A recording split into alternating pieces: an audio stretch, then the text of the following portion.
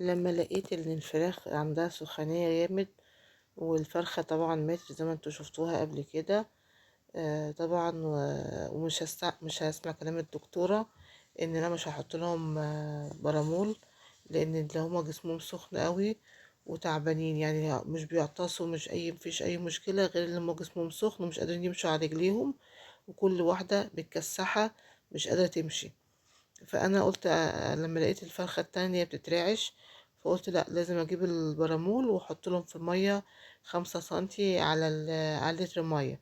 فلقيتهم الحمد لله ما شاء الله ولا حول ولا قوه الا بالله اتحسنوا، وزي ما انتوا شايفين كده بقوا يقفوا على رجلهم شويه. طبعا لان السخونيه الجامد بتعمل زي كساح للفرخة، والفرخة تلاقيها مش قادرة تقف. ومن كتر السخونية كمان كانت راسها عمالة تترعش وبيجيلها تشنجات زي البني آدمين بالظبط. فسبحان الخالق يعني. الحمد لله ان احنا يعني ايه، بنعرفوا نتعاملوا ونداوي الطيور يعني. واحنا مش هنسمع كلام الدكاترة تاني، حتى لان هم عايزين يدوا علاج وخلاص. المهم ان انت يحسسوك ان انت مش فاهم حاجة وهم اللي فاهمين بس.